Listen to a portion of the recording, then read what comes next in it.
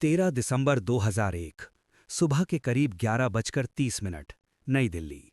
सर्दियों की धुंध में लिपटा एक शांत सा दिन। लेकिन उस दिन भारत की संसद के अंदर कुछ ऐसा होने वाला था जो देश की सबसे बड़ी लोकतांत्रिक इमारत को हिला देता। संसद भवन, जहां देश के नेता बैठते हैं, जहां फैसले होते हैं, जहां से पूरा भारत चलता है। उस दिन भी सब कुछ सामान्य लग रहा था। सांसद आ जा रहे थे, सुरक्षा कड़ी थी, लेकिन माहौल सामान्य था। और तभी एक सफेद एम्बेसडर कार धीरे धीरे संसद की तरफ बढ़ती है। कार पर स्टिकर लगा था, जैसे कोई वीआईपी अंदर जा रहा हो। गाड़ी बिना ज्यादा रोक टोक के अंदर की तरफ बढ़ती चली गई। सुरक्षा में लगे जवानों को कुछ अजीब जरूर लगा, लेकिन तब तक बहुत देर हो चुकी थी।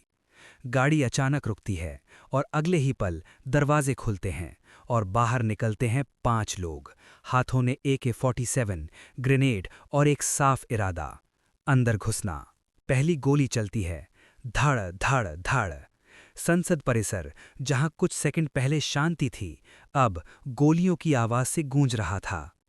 सुरक्षा में तैनात जवान तुरंत हरकत में आते हैं। किसी को समझने का वक्त नहीं मिला कि ये क्या हो रहा है, लेकिन एक चीज साफ थी, अगर ये लोग अंदर पहुंच गए तो नुकसान अकल्पनीय होगा। एक महिला कांस्टेबल, कमलेश कुमारी, उन्होंने सबसे पहले खतरे को पहचाना। उन्होंने बैरिकेड बंद करने की कोशिश की, लेकिन उन्हें गोली मार दी गई। वो वहीं गिर गईं, लेकिन उनकी उस एक कोशिश ने कुछ सेकंड दे दिए, और वही सेकंड इतिहास बदलने वाले थे। अब पूरा संसद परिसर एक युद्ध क्षेत्र बन चुका था।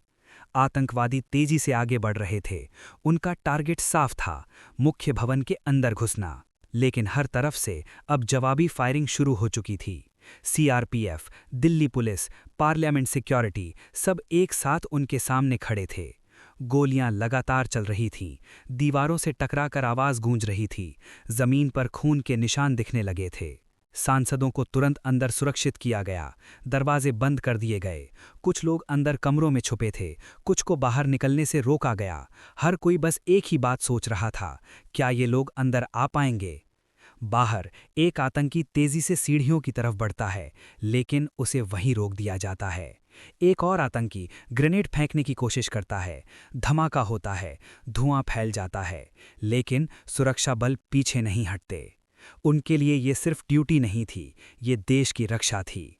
हर जवान जानता था, अगर एक भी आतंकी अंदर पहुंच गया तो नतीजा बहुत बड़ा होगा। लगभग 30 मिनट, बस 30 मिनट, लेकिन हर सेकंड जैसे घंटों जैसा लग रहा था। एक एक करके सभी आतंकियों को ढेर किया जाने लगा। आखिरी आतंकी अब भी लड़ रहा था, लेकिन आखिरकार वो भी गिर गया। और फिर संसद परिसर में एक अजीब सी खामोशी छा गई। गोलियों की आवाज रुक चुकी थी, लेकिन उस दिन जो हुआ उसकी गूंज बहुत लंबे समय तक सुनाई देती रही। इस हमले में भारत ने अपने कई बहादुर जवान खो दिए, लेकिन उन्होंने जो किया वो किसी चमत्कार से कम नहीं था। अगर वो कुछ सेकंड, अगर वो बैरिकेड, अगर वो बहादुरी न होती, तो शायद आज इतिहास कुछ और होता। उस दिन सिर्फ एक हमला नहीं रोका गया, उस दिन भारत की संसद, भारत का लोकतंत्र बचाया गया। लेकिन एक सवाल आज भी वहीं खड़ा है, अगर वो गाड़ी अंदर तक चली जाती, अगर वो 5 लोग अंदर घुस जाते, तो क्या होता? शायद उस दिन भारत की कहानी ही बदल जाती। और यही सोचकर आज भी 13 दिसंबर 2001 सिर्फ एक तारीख नहीं, एक याद है, एक चेतावनी है और एक सबूत है कि कभी-कभी कुछ मिनट पूरा इतिहास बदल सकते हैं।